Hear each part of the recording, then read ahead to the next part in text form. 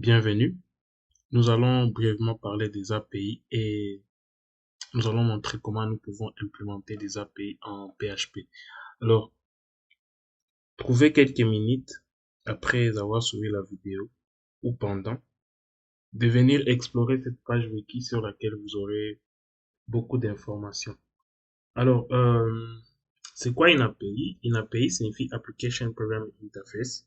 Donc, il permet à différents logiciels de communiquer entre eux. Nous avons mis ici un exemple, vous pouvez aussi en créer un autre, mais en gros, les API permettent des systèmes de nature euh, différentes de pouvoir communiquer entre elles. Et généralement, cette communication se fait sur Internet pour les cas des applications web. Et vous savez tous que l'Internet utilise la communication HTTP. Donc, chaque fois que vous voyez API sur le web, pensez directement à des requêtes HTTP qui s'envoient, qui se font envoyer entre euh, les serveurs des API et l'application qui intègre cette API. Alors, généralement, vous n'êtes pas obligé de savoir en quel langage l'API a été fait. Tout ce que vous avez besoin de savoir, c'est comment intégrer cette API dans votre système. Et généralement, euh, le développeur de l'API pourra vous donner une documentation qui vous dit pour faire ceci, vous allez faire X, Y, Z. Alors, j'ai ici sur moi une petite documentation, je pense, pour l'API que nous allons développer au courant de cet exercice. Alors, donc, la documentation, elle est juste simple. Elle vous dit, pour récupérer les tasks, vous allez envoyer une requête get à, à, à- au lien bar tasks. Alors, pour notre cas, l'application a été déployée sur le domaine localhost 7000. Mais si c'était en ligne, on pouvait avoir ici les domaines, par exemple, http api.com bar task. C'est un exemple. Donc, c'est ça. Alors, la documentation va vous dire comment vous allez intégrer les systèmes dans l'API dans votre système. Vous n'avez pas besoin de savoir dans quel langage le backend de l'API a été fait. Cela ne vous regarde pas. Vous allez juste vous concentrer sur cette documentation. Et la documentation va vous dire comment les réponses pourront ressembler. Donc, si par exemple, vous envoyez la requête to get tasks, vous aurez une réponse qui a une structure qui ressemble à ça, toujours. C'est aussi quelque chose qu'il faut noter. Les API, généralement, ne doivent pas changer leur structure euh, initiale qui est dans la documentation. Et si jamais cela doit changer, là maintenant vient la version. Si vous changez de version d'API, vous devez notifier celui qui intègre ces API et lui dire, quand tu vas utiliser la version 3, il faut changer parce que la réponse a changé telle ou telle autre part. Donc, si vous ne faites pas cela, euh, vous allez breaker les applications qui intègrent déjà vos API parce que ils vont s'attendre à une X structure de réponse et pour vous, votre API retourne une autre structure. Alors, généralement, l'échange des données c'est fait sur HTTP et dans un format spécifique qui est souvent le JSON. Donc, le JSON, c'est un format de données qui est souvent utilisé pour l'échange euh, des data entre un serveur et un client, généralement dans les API. Alors, c'est quoi les RESTful APIs? Les RESTful APIs, vous pouvez explorer cette documentation d'Amazon. C'est juste une sorte de standardisation qui a été créée pour essayer un peu de faire en sorte que chacun ne puisse pas faire en sa manière. Parce que quand quelque chose est trop ouvert, il y a possibilité que chacun puisse venir avec ses idées, sa façon d'implémenter, et puis il n'y aura pas de standardisation. puis il y aura un peu comme des désordres. Alors, le terme RESTful est venu pour essayer un peu de standardiser la façon dont les gens peuvent créer des API et les mettre à la disponibilité des autres. Parce qu'il existe des API publics, des API euh, private. Donc, si il y a une API qui est publique, tu as quand même intérêt de faire apprendre aux gens comment utiliser tes API et de suivre les règles pour que les gens puissent savoir au moins qu'il y a une standardisation dans ce que tu es en train de faire. Donc, le RESTful en question dit que les interfaces doivent être uniformes. Les interfaces, quand on parle d'interfaces, on parle la plupart des fois de, de ces liens ici. Donc, ces liens, tu ne peux pas venir après où tu changes que ça devienne bar task sans S pour une raison qui n'est pas connue. Donc, s'il y a des changements que vous devez effectuer, vous savez que vous avez déjà des utilisateurs, vous devez soit mettre à jour la version ou vous notifier aux utilisateurs que euh, quelque chose a changé. Et la plupart des fois, la version est spécifiée dans les API, juste pour standardiser les choses comme je vous ai dit. Par exemple, V2. C'est juste un exemple. Ou soit 20. C'est juste un exemple. Donc, celui qui fait des requêtes sur V1 sait qu'il y a une structure X à s'attendre. Celui qui fait des requêtes sur V2 sait qu'il y a une structure Y auquel il va s'attendre. Donc, voilà. C'est ça un peu, en gros, ce que c'est les API et ce que c'est les RESTful APIs. Alors, il existe des méthodes de requêtes pour chaque lien que vous appelez. Et ces méthodes de requêtes-là sont documentées ici sur la page de MDN. Donc, la méthode GET, c'est généralement ce que le browser fait lorsque nous demandons à un serveur de nous fournir le contenu d'une page ou d'une requête. Donc, nous envoyons nous ouvrons le navigateur, nous mettons l'adresse où nous voulons aller, le navigateur fait la requête GET. Il existe la méthode head, la méthode post, la méthode put. Bon, dans toutes ces méthodes, celle qui nous intéresse, c'est d'abord la méthode get. Celle-ci va nous permettre de récupérer les données. La méthode post, celle-ci va nous permettre de créer quelque chose sur le serveur. La méthode put va nous permettre de mettre à jour quelque chose qui existe déjà, donc une ressource qui existe déjà. Et delete va nous permettre d'effacer une ressource qui existe déjà. Alors, et la méthode option, je vais vous montrer pourquoi elle est importante, mais elle est aussi importante pour décrire les options de communication sur la ressource visée. Je pourrais vous montrer pourquoi est-ce que c'est important. Donc, voilà. Là, je vais vous montrer un petit exemple de faire des API en PHP simple. Vous savez, vous tous, qu'en PHP, lorsque vous créez un fichier, ce fichier crée un lien. Donc, si vous avez un dossier qui est sous, par exemple, localhost bar API, donc API c'est un dossier, et qu'à l'intérieur, vous mettez un fichier API.php, directement, cela veut dire que nous avons un fichier qui s'appelle API.php dans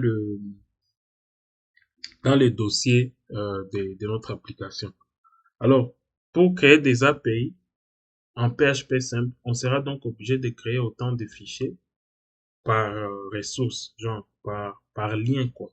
Si on veut un lien des tasks, on veut un lien des comments, on veut un lien de posts, nous aurons sûrement besoin de créer des dossiers et des fichiers. Et vous pouvez tous voir que ça ne sera pas vraiment intéressant au fil du temps parce que nous aurons euh, un projet où il y a beaucoup de fichiers et beaucoup de dossiers. Alors, pour résoudre ces problèmes-là, il est venu les frameworks. Bon, il y en a nombreux, mais pour notre cas, nous avons choisi d'utiliser slim.php, qui est vraiment très facile à intégrer et je vais vous montrer dans un instant comment est-ce que cela fonctionne. Et s'il faut illustrer quel peut être le contenu d'un fichier API.php, par exemple, notre API, je vais prendre un exemple concret de PHP bien sûr. Donc, nous avons notre fichier, notre dossier qui s'appelle intro API. Donc, localhost bar intro APIs peut nous retourner quelque chose. Alors, pour créer les ressources par exemple, nous sommes en train de créer une API pour les blogs. Donc, on aura un dossier qui s'appelle blogs. OK? Et puis, à l'intérieur, on peut mettre get blogs.php.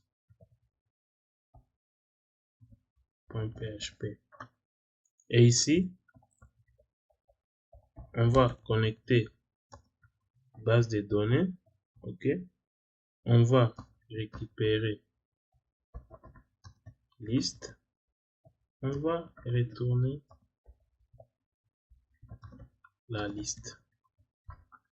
Nous sommes dans blogs. Nous allons encore créer un autre fichier. Create blogs.php. Ici, on va récupérer les infos du nouveau post. Et ici, c'est très important. Pour créer, on va envoyer une requête avec les HTTP méthodes qu'on appelle post. Parce qu'avec post, nous pouvons envoyer des données au serveur. Donc là, on va utiliser post.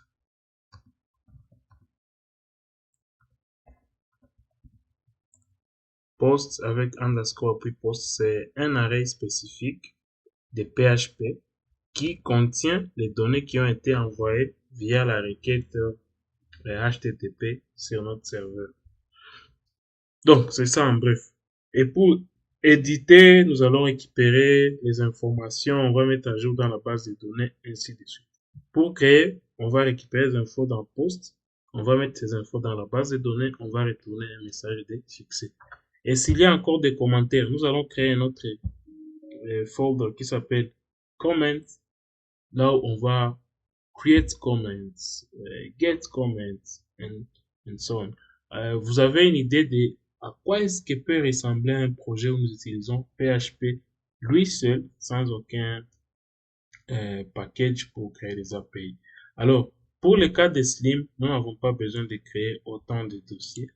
Bon, ça dépend, mais nous pouvons tout organiser dans un seul dossier, dans un seul fichier. Et nous allons créer des liens qui sont virtuels, si je peux le dire. Donc, des liens vers des ressources sans pour autant créer des folders, comme c'était le cas pour PHP à lui seul. Et donc, j'ai ici un projet qui est déjà écrit. Je ne pouvais pas le faire ici au courant de la vidéo, mais pour initier un projet Slim, nous avons besoin d'avoir Composer qui est installé sur notre système. Et pour vérifier si Composer est installé sur votre système, vous allez faire Composer -- version. S'il est installé, vous allez voir sa version. Bon, bien sûr, pour faire tourner une application Slim, vous devez avoir PHP aussi installé et MySQL qui fonctionne. Donc, voilà. Pour mon cas, tout est installé, mais si pour votre cas, vous avez des messages différents, que ce message ici, ça veut dire qu'il y a quelque chose qui ne va pas sur votre système et vous pouvez toujours chercher sur Google comment résoudre les problèmes. Une fois que vous avez Composer qui est installé, vous avez PHP qui est accessible, vous avez votre serveur MySQL qui tourne. Alors, pour faire tourner MySQL, si vous utilisez Exemple, vous avez juste besoin de démarrer le serveur d'Exemple et tout devrait fonctionner comme prévu. Si vous avez Exemple, pour avoir PHP accessible ici dans les terminals, vous avez besoin d'ajouter PHP au environment variables. C'est comme on dit généralement. Bon, pouvez aussi chercher sur Google comment le faire. System path. So, after that, what else? Je vais vous montrer comment on initialise un projet de Slim. On va créer un fichier, un dossier juste aléatoire. Alors, les rôles des composers ici, Composer nous permet de, c'est un package manager pour PHP. Composer nous permet de réutiliser les codes open source des gens qui a été mis en ligne et que nous pouvons télécharger et réutiliser dans nos projets sans pour autant les télécharger manuellement. Donc, Composer va nous permettre d'intégrer des librairies, des packages, ainsi de suite, des PHP dans nos projets. C'est très très important d'en avoir parce que vous ne pouvez pas toujours réécrire tout à partir des zéros. Alors, pour commencer un projet Slim, vous avez besoin d'installer le premier package qui s'appelle Slim. Alors, pour notre cas, cette version doit changer. Normalement, elle doit être 4.5, si je ne me trompe pas, parce que la version 4 a quelques problèmes. Donc, je pourrais mettre à jour cette page wiki, mais dans un premier temps, vous allez faire Composer install Slim. Si vous ne précisez pas la version, la version la plus récente sera installée. Là, on va patienter.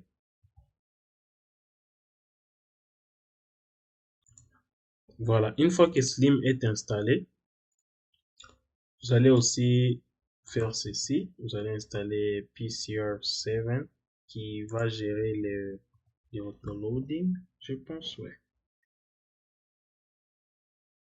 Après, vous allez aussi installer php.env. Je vais vous expliquer les rôles de chaque package ici.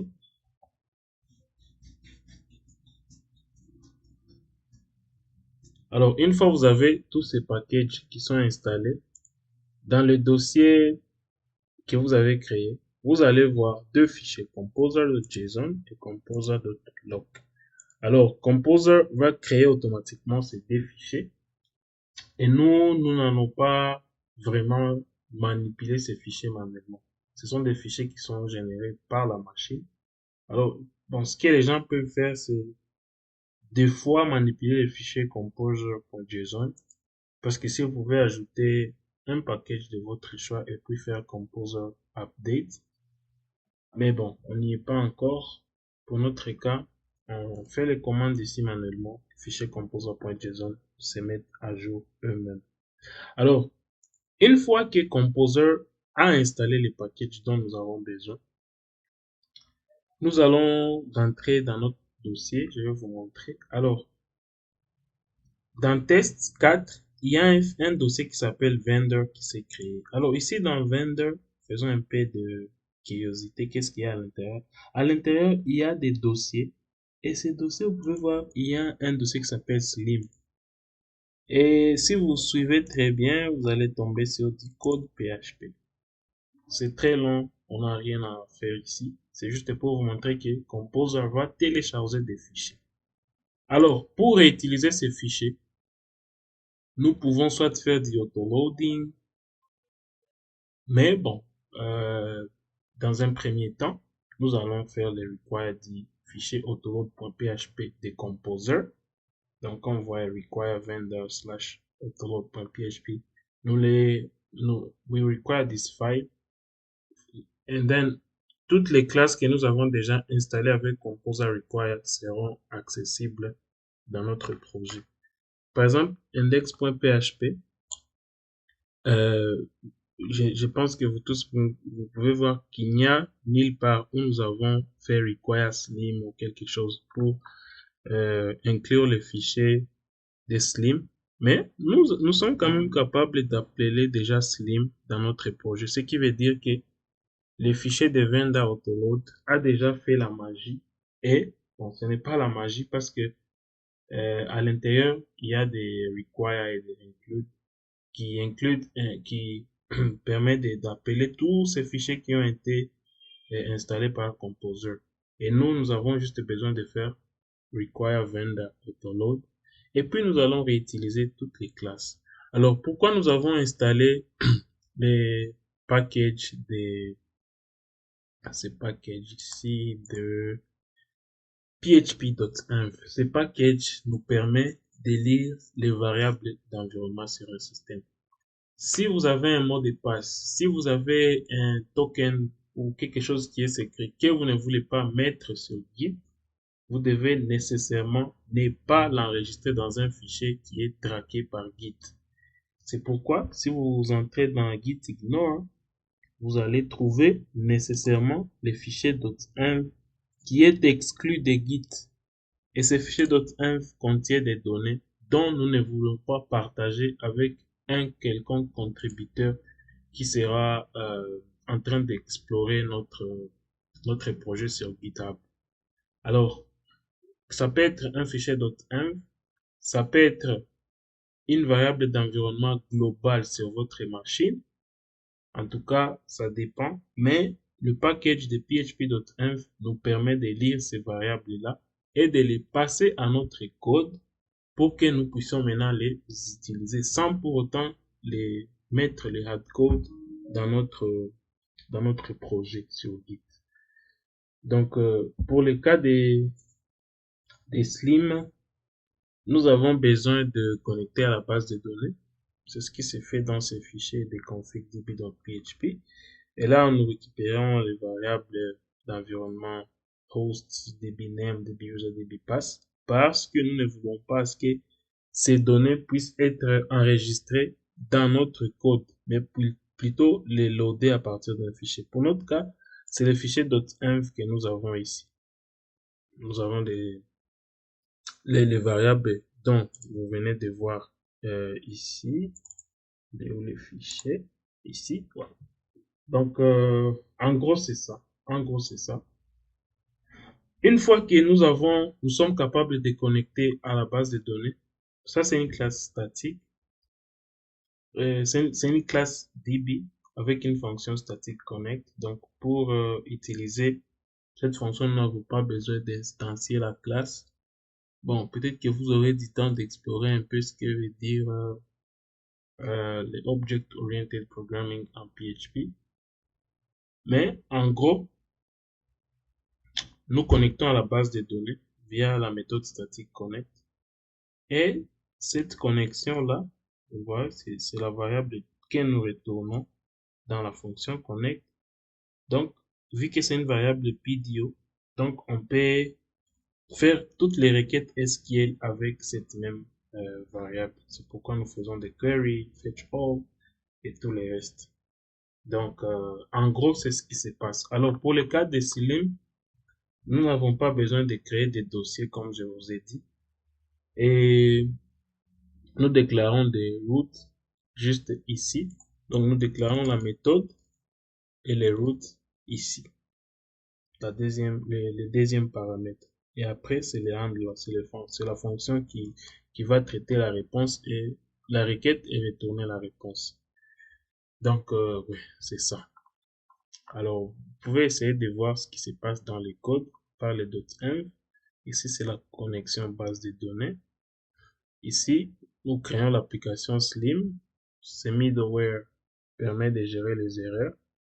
Add routing, vous pouvez comprendre. Routing, je vous ai dit, les routes, c'est pour les ressources. Donc, ça, les liens.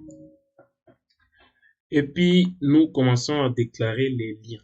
Ça, c'est juste une application qui est très minimale. Il existe des exemples encore beaucoup plus complexes. Alors, pour les cas de notre petite application, nous avons les liens bar tasks. Alors, ces liens ou ces routes sera appelé en faisant une requête GET sur l'adresse du serveur où l'API sera déployée bar tasks. Notre API est déclarée et est en train de fonctionner, est en train de tourner sur localhost 7000. Donc, pour récupérer la liste des tasks, on va faire localhost bar tasks. Alors, pour tester les API, nous pouvons soit utiliser Postman ou directement faire l'intégration dans notre système. Alors, dans la deuxième partie, je vais vous montrer comment on fait les tests, comment on intègre les API et vous montrer des exemples concrets avec une application côté front-end qui va intégrer notre API de tasks. Merci bien et à bientôt dans un autre tutoriel.